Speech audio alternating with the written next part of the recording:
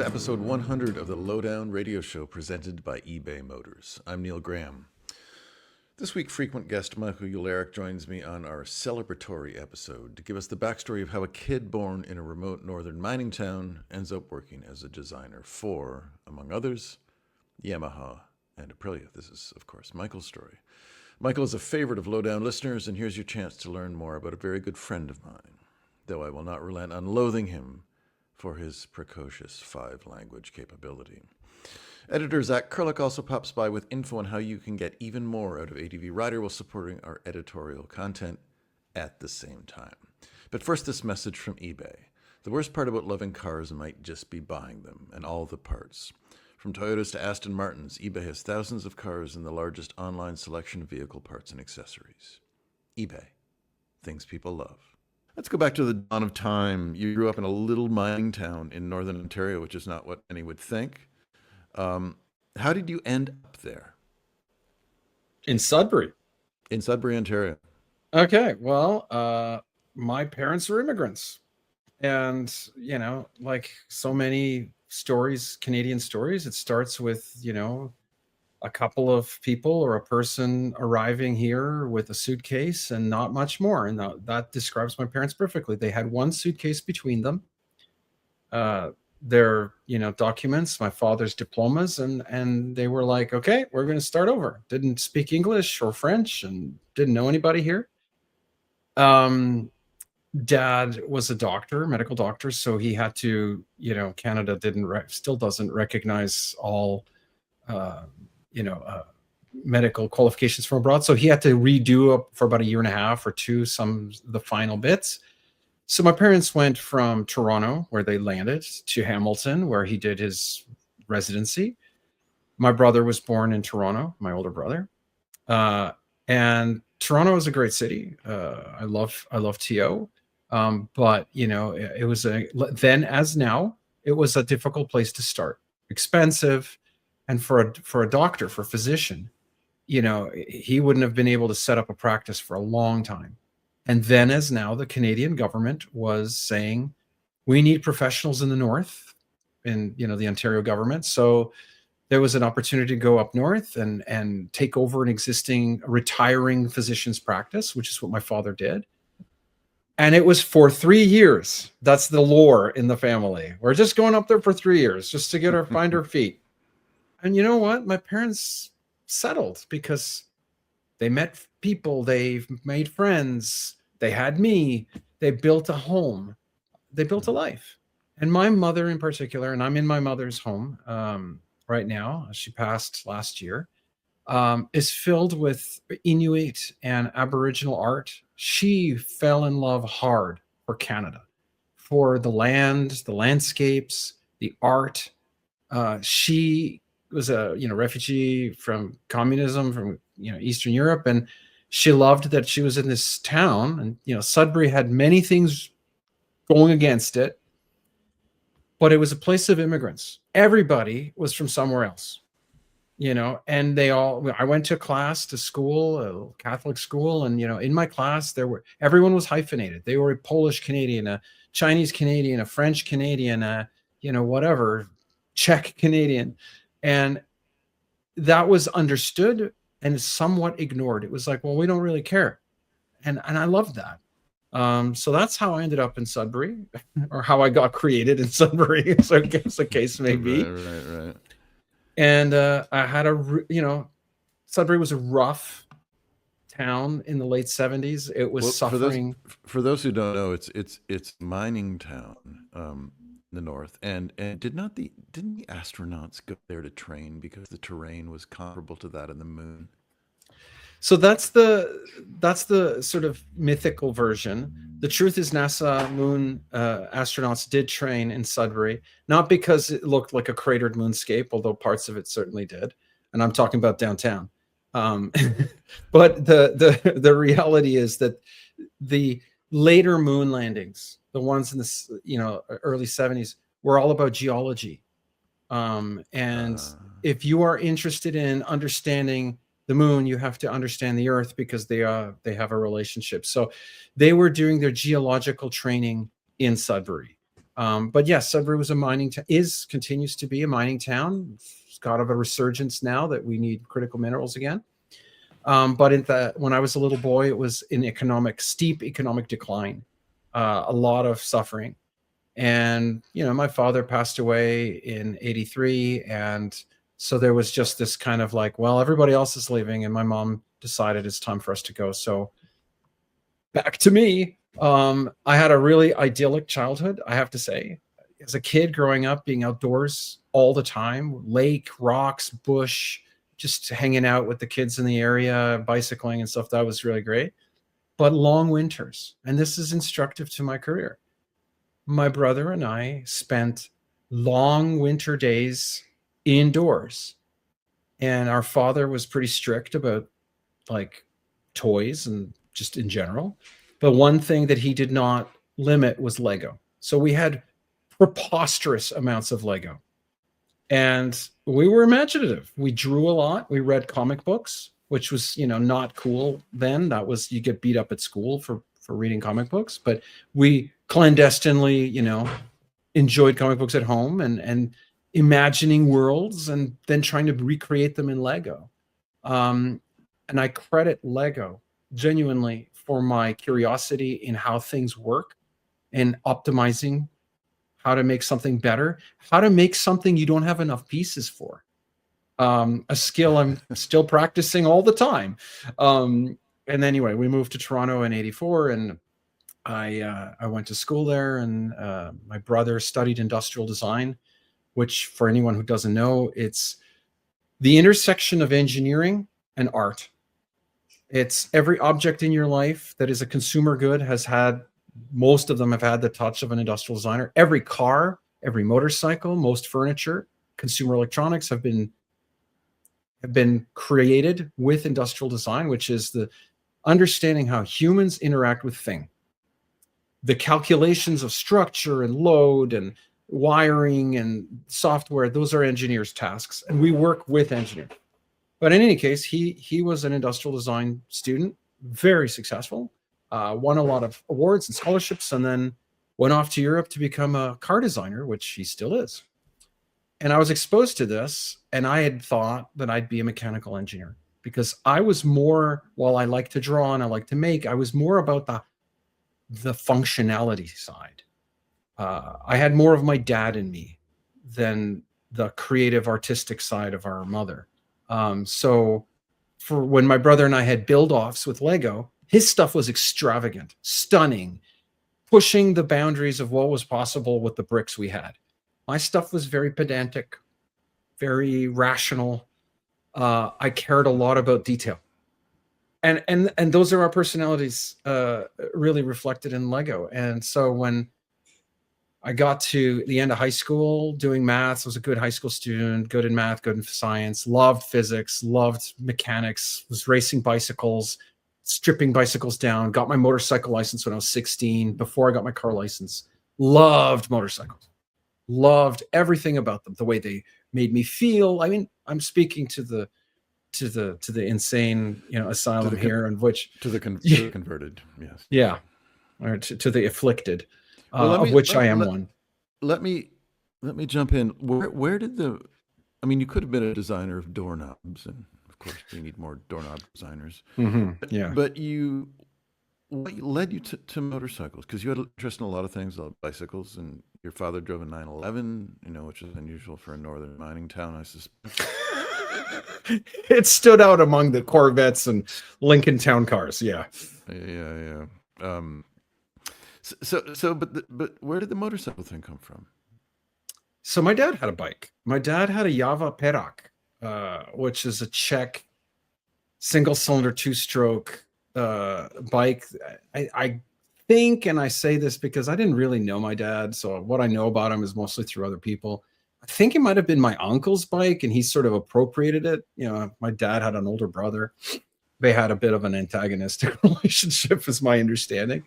But my grandfather, on my mother's side, he had a motorcycle, also a Java. That's Jawa for some.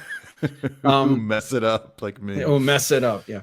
And Yamaha was a very respected company, even under during the communist era. They made world championship competitive Grand Prix motorcycles and such. Anyhow, so there was that, but he never talked about that. He was a car guy. It was high school. I don't know if I should say his name. If he's out there listening, you have no idea what a huge influence you were on my life, Danny. But the captain of the wrestling team at my high school had a Yamaha FZR 400.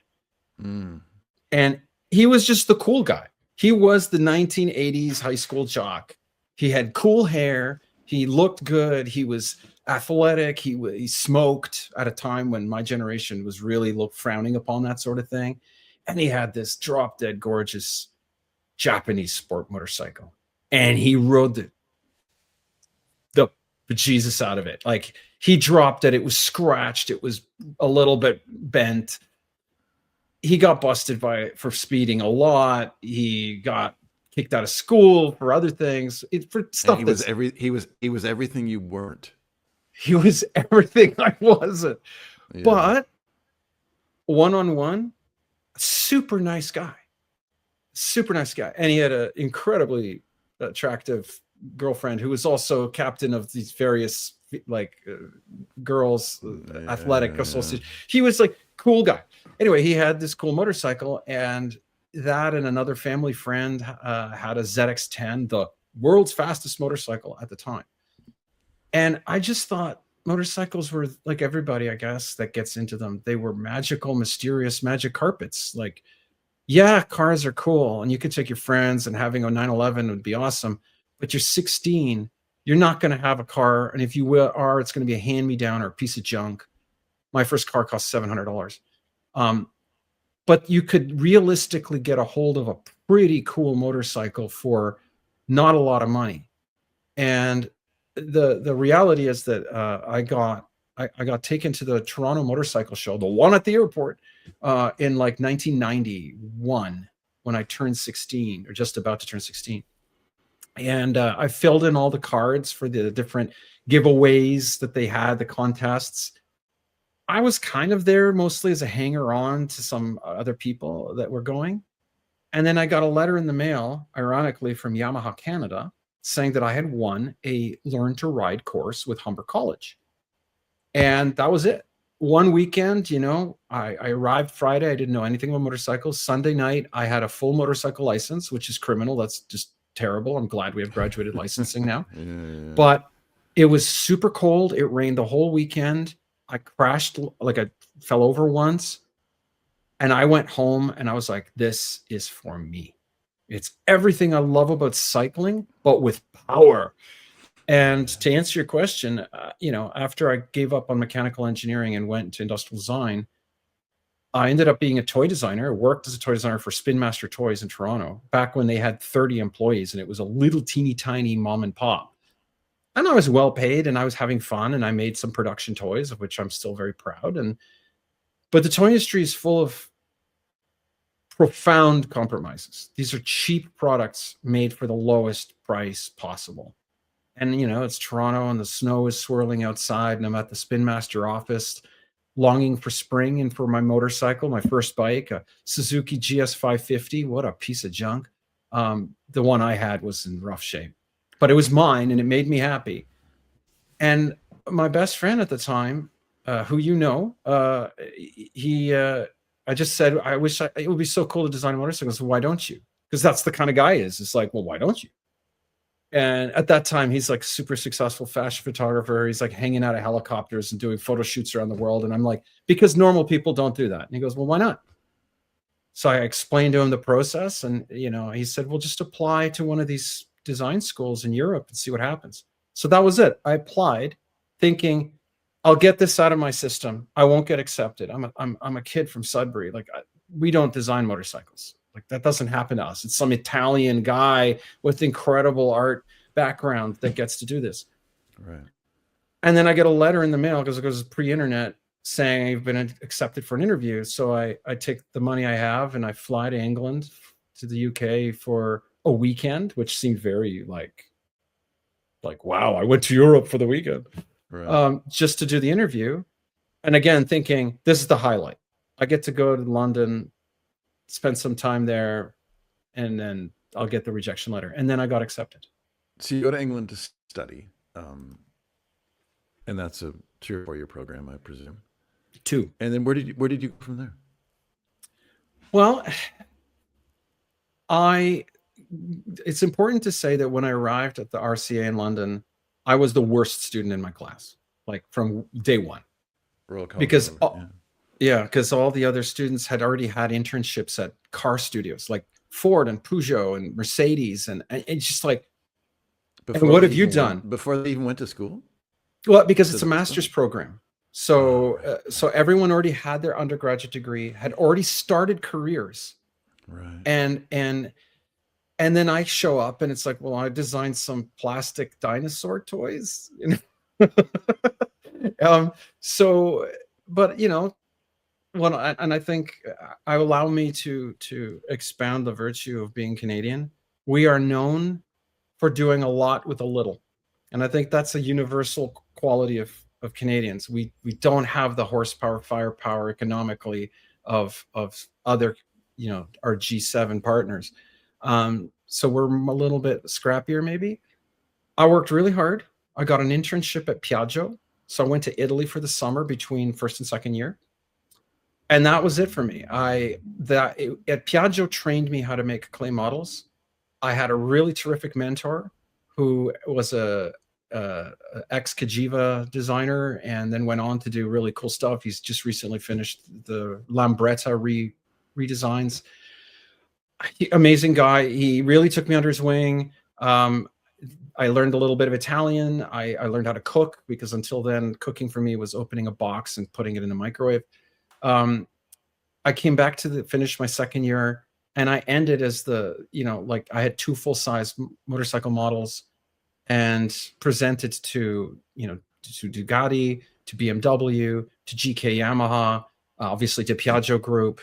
And I got hired by Aprilia, which was still an independent company, before I graduated. So I was like, hey, I did it. I'm going to Venice. I'm going to design motorcycles for Aprilia. And when the fever dream broke, when Italy went into Europe went into a mild recession after in 2000, and unbeknownst to me at the time, Aprilia was in dire financial straits, and they put a freeze on hiring.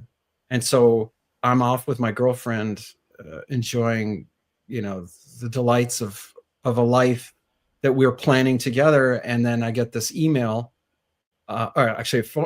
email saying, please call me. And I call, and they said, he was a really nice guy, but he said, I can't hire you. So now I'm like, I have no job. My visa expires. I'm going to go back to Canada and go back to toys? And what happens to my relationship and everything else, and the astronomical amount of money I spent on my education, which I had no hope of repaying. So GK had offered me an interview, and I declined. And then they offered me an interview again, and I declined a second time because I had a job. And then by a miracle, they emailed a third time, we're going to the Munich Intermot in Munich, that motorcycle show. Would you be interested? And I'm all like desperate for work, and I'm all coy, like, perhaps. Meanwhile, it's like my last chance. So I interviewed with who would become my boss and terrific mentor for GK, and I moved to Amsterdam 2 months later and started working as a and it said on my business card, GK Design Europe Junior Motorcycle Designer. I treasured that job title like you wouldn't imagine. It was the best thing ever. Amsterdam is a pretty wild place. I had a really cool little apartment. I had access to hundreds of motorcycles to play with that were all plated and insured by someone else. Yeah. And I traveled all over Europe, and I designed the TZR50 and the MT-03, both of which were very successful. And I'm not alone. Design is a collaborative thing, but I was the lead designer on those programs, and I contributed to a bunch of other things: R6, R1, FGR 1300, and I learned a lot. And that was it. I became a motorcycle designer, and I left Yamaha in almost 2004 as a senior motorcycle designer. Mission accomplished. The cars you'll find on eBay are just different. They come with a story that you can't wait to share. Maybe it's the car's history or the story of how you found it. Like this 1973 Dodge Charger on eBay that had been tucked away in an Arizona barn for over 40 years, only 55,000 miles, and somehow in great running order. It even has a rare sunroof. Suddenly, a car that was hidden for decades is uncovered on eBay and ready to be delivered straight to your driveway, thanks to eBay's Secure Purchase, the new seamless and secure way to buy your next car. In just a few clicks, the title and DMV paperwork is all handled for you. There are thousands of cars like this on eBay, from rare finds like the Pontiac Grand Prix SJ to unique builds to your next daily driver. And now, a seamless way to buy them. eBay. Things people love. The Lowdown Show is presented by ADVRider.com and supported by ebaymotors.com.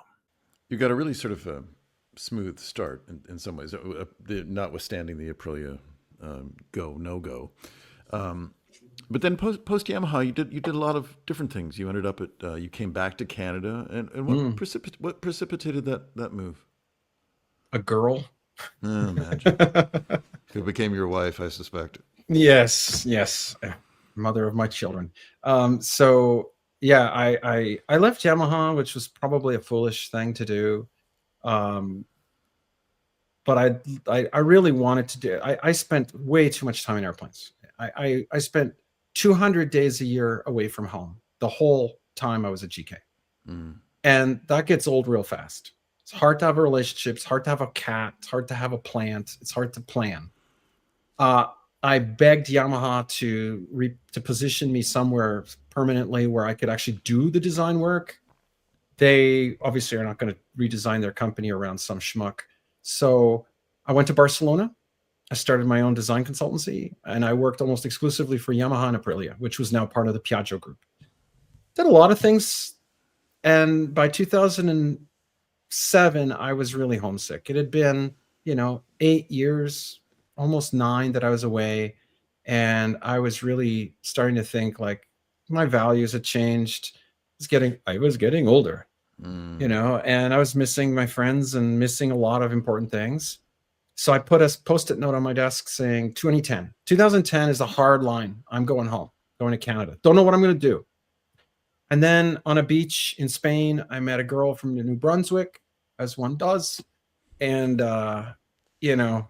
after the longest long-distance relationship in history, we got together for real. And then as we planned to go back to Canada together, I got headhunted by Bombardier, who were looking for a project leader for advanced concepts to introduce electrification and a motorcycle to the Can-Am portfolio. This is 2008.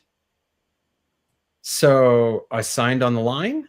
I came back to Quebec. We got married. We bought a house with a white picket fence. We had a baby. We got a dog. We did all the things. Right. And I was at BRP for a year and a half, and then they went all Aprilia, didn't they?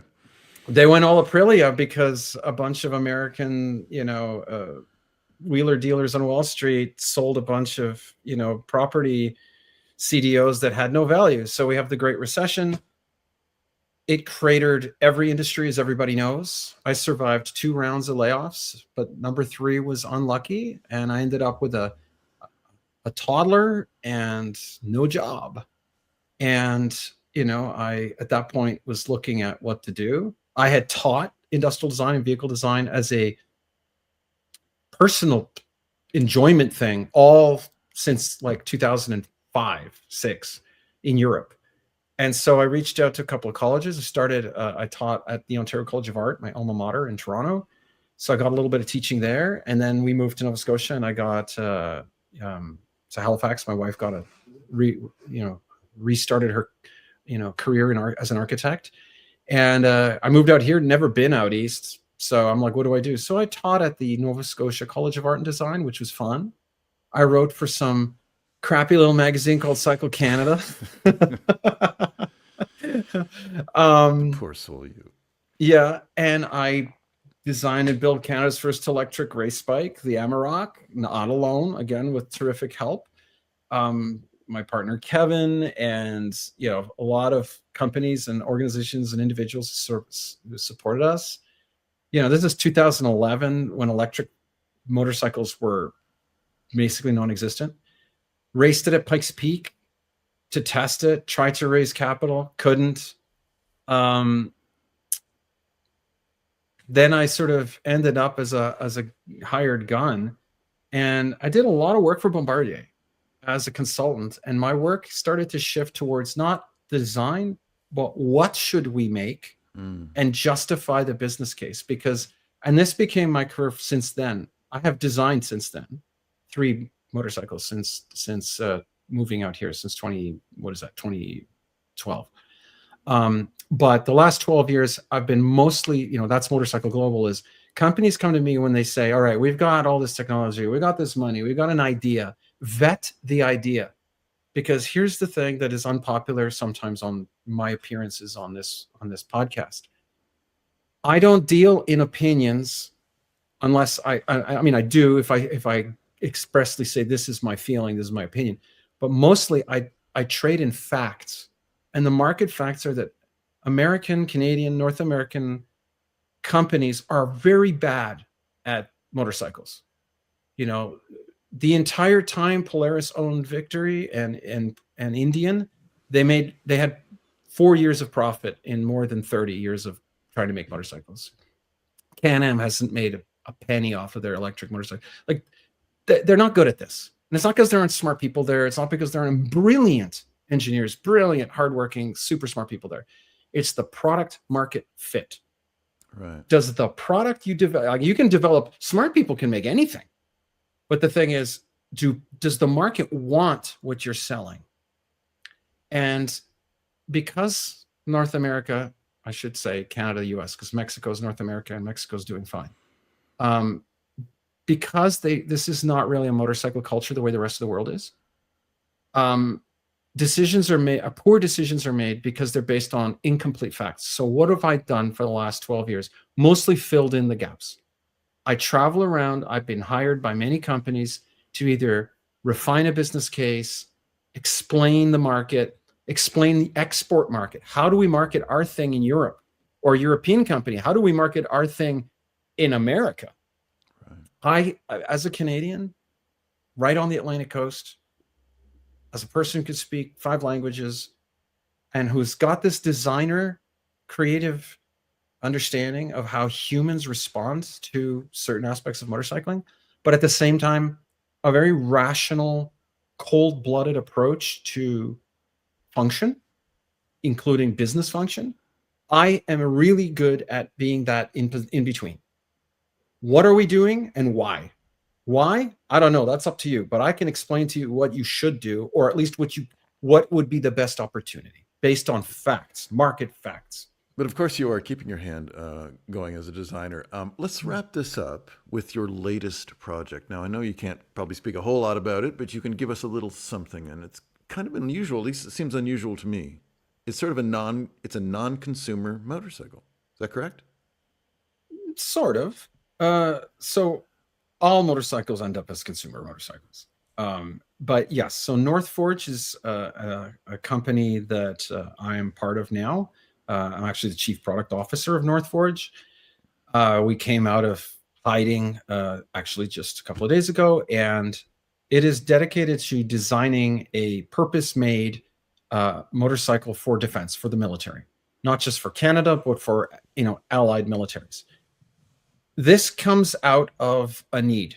What we did, motorcycles have been part of armies for as long as motorcycles have existed. They replaced the horse for the really critical dispatch signals function, which is literally passing notes and doing reconnaissance and things of this nature. And we went from horse to motorcycle. Motorcycles were incorporated, have been incorporated for 100 years.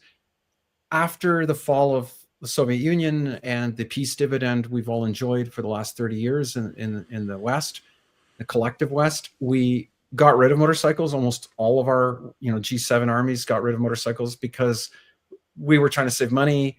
And basically there was a powerful pressure to upscale vehicles, because that's how in peacetime defense companies make money. Oh, you don't need a motorcycle. You need a a Mercedes G-Wagon for that same function, so that one guy can carry a backpack, 10 miles. And then and shop at Whole Foods in style. Yes. But from a military standpoint, the U.S. military went to really big, upscaled, up-armored vehicles. The Canadians and the Europeans did the same thing. And then we get into these long-term conflicts like Afghanistan, and we see what happened in Syria. And, just in the last few years, the motorcyclists come back with a vengeance.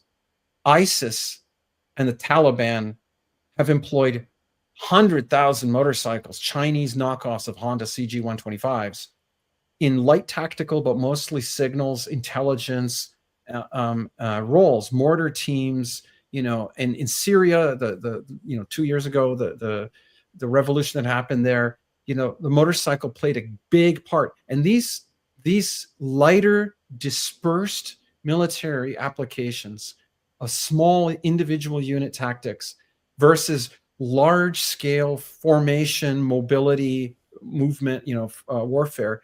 And we've seen it again in the Ukraine. This is what's happened. And it's happened because of drones, because of satellites, because everything is visible all the time. And militaries in the West said, well, okay, that's great, except a 125 to 300 cc combustion motorcycle is visible at 5 miles with infrared goggles after dusk. It's visible, to a drone at 30,000 feet or 3,000 feet, because it reflects heat. It has this huge IR signature. It makes a lot of noise. So they started using electric bikes. Zero with their MMX military derivative. I was talking to the Italian military at EICMA, and they still have their trusty Cagiva singles, but then they have Zero electric. Special forces are using electric bikes a lot because they're quiet and they're cold. Remember, they're not doing jumps. They're not doing extreme stuff. I mean, they are, but not with the motorcycle. Motorcycle is traveling, generally speaking, pretty slow. Generally speaking, the point is to be quiet, unseen, unheard. So the North Forge program is about sovereignty, about being able to design and develop this here. And that includes the powertrain. That means batteries made in Canada. It means motors and control electronics not imported from potentially hostile partners overseas, adversaries, let's say. And the other side of it is, look, we're an Arctic country. Most of our allies are circumpolar nations, which means that for several months of the year, at the very least, you're dealing with extreme weather, moisture, cold, and the one thing that we know how to do, thanks to our partner Synergy, which is a company out of Quebec, we have batteries that can handle those environments. They are already deployed in a defense capacity. They are already deployed in in buoys, in saltwater, fully immersed environments. Incredible cold, incredible shock. This is a proprietary technology that will allow these EV motorcycles to handle Arctic conditions in real world, light tactical approach, signals, reconnaissance, intelligence. So I'm really proud to be part of this, and it's a very difficult project. We've spoken about this before, Michael, this military motorcycle that you're working on. And one of the things that I found really interesting, and one of the conversations, of course, that happens on ADV Rider, and anyone who rides a motorcycle over distances, especially in remote regions, one of the big concerns is repair. And of course, if you've got a 1300 GS with a CAN bus system and it's super sophisticated, and if it breaks down, good luck to you. But of course, if it's a military vehicle and you're running from the bad guy, you can't have this thing break down on you. And one of the things you told me, which I thought was really brilliant, which I didn't think of, is the repair of the vehicle should something happen, and the lengths that you had to go to as people envisioning this vehicle to make it as easy as possible to fix it and get the hell out of there. Can you give me that great story of the 17 mil wrench? So obviously this is a project in process. So everything we're discussing is still fluid, but one of the things that is absolutely not fluid is the requirement that it be easy to use by anyone. These are not motorcyclists. These are soldiers. That is their primary task. Their task is to complete their mission, whatever it is. And then their secondary task is whatever their specialization is. Maybe it's signals, maybe it's a drone operator, motor team, whatever, officer. Way down near the bottom of the list is how to operate this vehicle. It's got to be get on and go. And when you know, and we all know when we're stressed, when we're hungry, tired, stressed, afraid, that's when we make mistakes. Yeah. You know, so the operation of the North Forge has to be essentially, you know, like a bicycle. And the operation doesn't just mean riding it. It means the whole, you know, the totality of life around it, including maintenance and supply.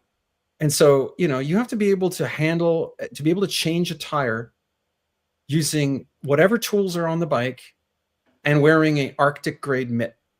Because if you take your mitt off and handle cold metal, you're going to have frostbite within minutes. That happens to me in April.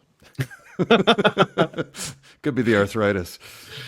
So one of the things that is, you know, a non, you know, security sensitive thing is like, okay, these things are potentially going to be deployed everywhere. So it's not going to be just in Canada or in Northern Europe. It's going to be wherever conflicts arise. And if you're in sub-Saharan Africa and something breaks, one thing that can't be happening is who's got the 3/16 wrench. So obviously everything is going to be metric because that is the global standard. But we came up with the idea that what is the most common size? And it's 17 millimeters because every car, the global standard for a lug nut is 17 because that's what European and Japanese cars run. So a 17 millimeter wrench can disassemble all the critical load bearing components. And it of course will come included with the vehicle along with tire irons and a 5 and 10 millimeter Allen key. And that's it. Basically you should be able to disassemble the motorcycle for airlift in 10 to 15 minutes using these three tools. And of course, the idea being that if you lose the toolkit, you can open a trunk of a vehicle, take the tire iron out. Correct. And there's your 17 mil. There's your 17 mil because that is literally anywhere where there are humans and things with wheels, there is a 17 millimeter always. So this is what I mean by it's an incredibly fun project. It's intimidating because this is not a recreational product. You know, ultimately we'll end up in the hands of civilians as these things always do, which will be great fun. You know, ultimately we're trying to build a legacy similar to what, you know, Rover did with the Land Rover, or perhaps what Willys did with the Jeep. You know, you start off with a very function first, lightweight, and this will be lightweight. That's all we're going to say. Easy to use, very friendly, farmer friendly, backwoods friendly, kid friendly, because it's got to be easy, tough, easy to use, tough, last a really long time. You know, electronics, components swap out in minutes with like one tool. That's the kind of mindset. And we think there's a big market for that outside of defense. So anyway, really excited about this. Super fun. Michael, thank you for joining me and bringing us up to date on what you've done. I appreciate this. And go to bed tonight knowing that you're out KLRing the KLR with your new vehicle. So there you go. Wow. I think that's going to keep me up. The hate that's going to come online. Listen, as long as you can put a milk crate on the back, you're good. You're golden. Yeah. Well, we've already released a first concept image, milk crate friendly for sure, front and back. And we can see the image on your. Where could we find it? northforgemobility.ca, and there's already been a couple articles, Canadian Defense Review, yeah, and there will be more to come. Perfect. Thank you so much, Michael. My pleasure. This message comes from eBay. The worst part about loving cars might just be buying them and all the parts. From Toyotas to Aston Martins, eBay has thousands of cars and the largest online selection of vehicle parts and accessories. eBay. Things people love. The second part of our 100th anniversary podcast, grand celebration, is ADVRider.com's managing editor, Zac Kurylyk, has joined me. And here he is. He's been sitting Here at the I am. computer the whole time.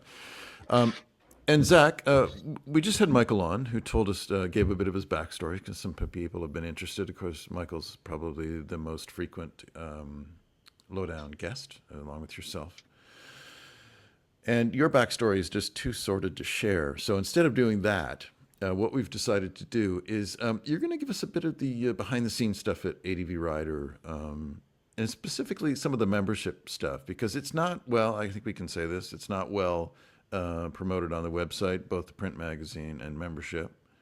And so I'm hoping that you can tell us that and maybe give us some dirt on someone other than me. Yeah. There's not enough of us to give much dirt out on, unfortunately. No, there's no fun there.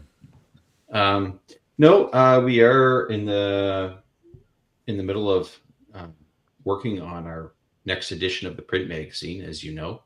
And the print magazine of ADV Rider goes out to subscribed members only. So anybody can join our forum for free. I mean, I've been a member since 2006, 2008. I've been a member for a long time.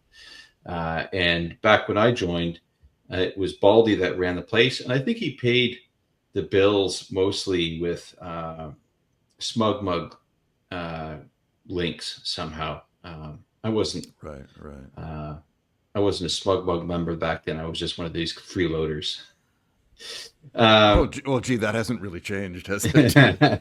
I mean, I was going to make a journalism joke there, but I won't. So now Baldy's off doing other stuff, and Smug Mug's not really tied to us so closely anymore.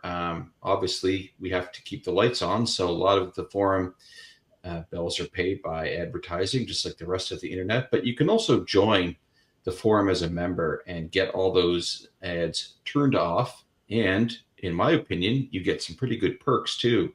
Right now, you also get the Rocky Mountain ATV gift card, which I believe is $25. I'll have to look because I'm not an advertising guy, so I'm not sure of the figures. But from my perspective, the real value is that you get the print magazine, which we are now putting together the spring edition for 2026, and I'm looking forward to getting it out there. And now the magazine is biannual, is that correct? Yeah, there's two per year. Usually one in the spring or early summer, and the other one's usually fall or early winter. You know, we're talking like May, June, then November, December. And what does it cost to become a member? I believe our current rates, no, I got to go take a look because I'm not sure what our current rates are. I'm glad you're ready for this, Zac. Yeah, nothing like being. And you also, I think you view the site without advertising, is that correct?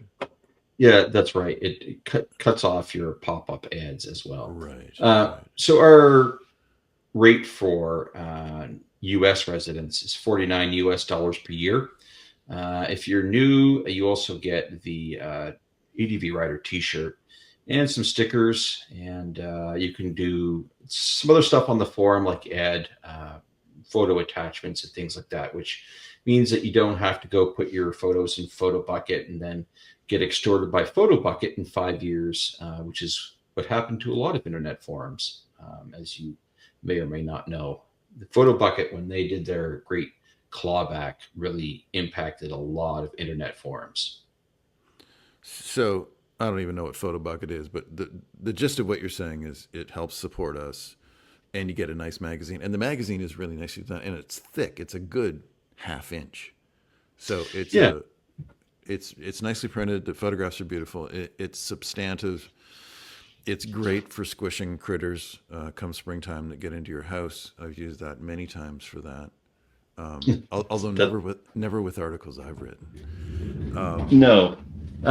And since we're on YouTube as well as on audio, we can show people the print. Yeah, Zac is holding it up now for all of you who can't see it, but it's really nicely done. And I'd like to add something to this too, which is that motorcycle journalism I mean, my history, I started out writing freelance stuff for Bike Magazine in the UK because most of the American magazines were far too conservative for my liking. And when I say conservative, I really mean that they didn't really want to deal with anything testy or anything that might have criticized a manufacturer.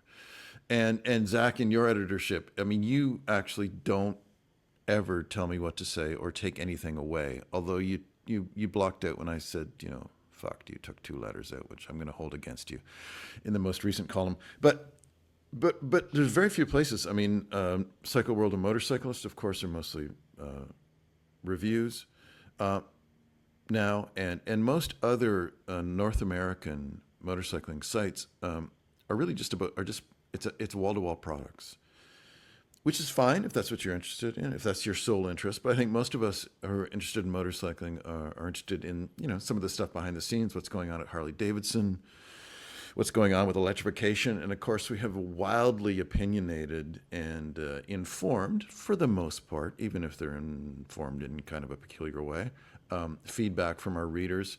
And it's a really vibrant place, and I think it's the only place that I'm aware of in North America that really has this kind of vibrancy and that is unafraid to deal with issues that can piss off a manufacturer. So if that's your interest, membership really helps us spread the word and keep it going, because of course somebody has to pay us exorbitant fees to keep going. So, but your support is really greatly appreciated. And of course, one of the beautiful things I think of becoming a member is that you have that feeling of membership. So when you get angry at me, you can really cut loose, because it's like, I own this, pal, and you're working for me. Yeah, it's like when you get pulled over for a speeding ticket and you tell the cop who pulls you over, you know what, my taxes pay your salary. Yeah, which is such a asshole thing to do, but we are all so tempted to do that.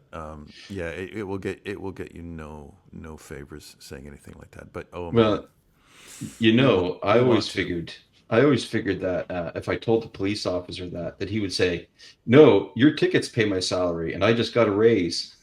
Right, and they have quotas to reach. But we're getting off topic. Anyway, ADV Rider, I think it's a great place. It is flawed like every human being, and there are going to be things on there that you just cannot understand why they're up there, and I feel the same way sometimes. But I think the great thing is that we can all be ourselves here, and I think that's one of the wonderful things that Zach has done as editor, manager. Why don't they just call you the editor? Mark Hoyer at Cycle World, he's editor-in-chief. Can't you be editor-in-chief? Can you bargain for that? Well, I'll tell you what Rob Harris told me once when I worked for him at Canada Moto Guide. I think I had went from titleless minion to some role or other, and I said, "Well, can my new title be something such and such editor?" He said, "Sure, you can, mate. That doesn't cost me anything." Yeah, so true. So true, but it feeds the ego, man. Does it? Yeah, that's right, and that's what most people are in this business for. It's not the money, because there's nothing there for money. It's the ego. There's no money. It's what you find at the bottom of a bird cage after a week. It's pretty much what works here. But anything else you want to add, my friend? Well, I will say this. I've been on ADV Rider now. I think it's 17, 18 years between the forum and then as editor. Started off as a contributor to the website, and now an editor of all the print stuff and written word stuff. And as you said earlier, sometimes on this show as well. Yes. And I think that ADV Rider remains the greatest collection of English-speaking motorcycle enthusiasts in the world.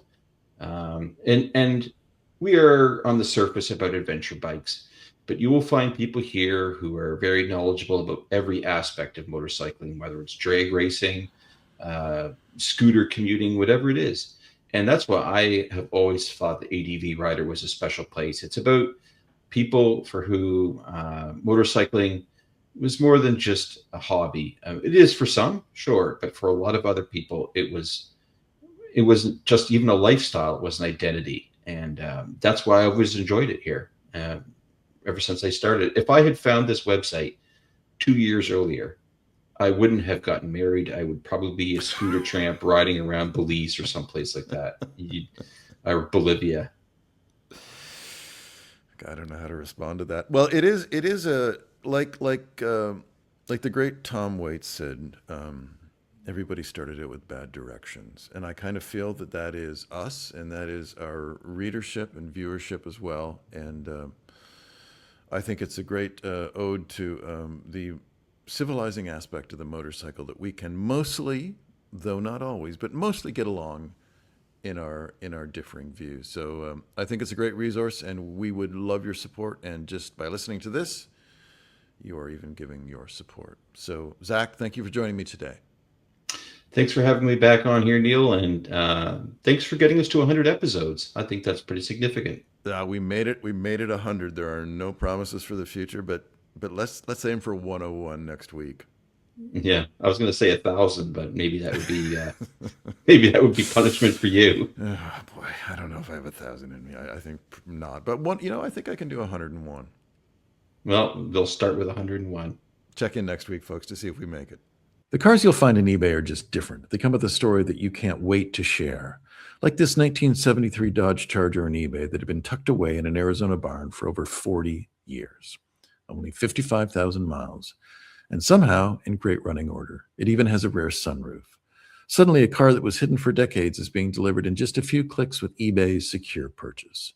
All the paperwork handled. There are thousands of cars on eBay, from unique finds, like the Pontiac Grand Prix SJ, to daily drivers. And now, with a new way to buy them. eBay.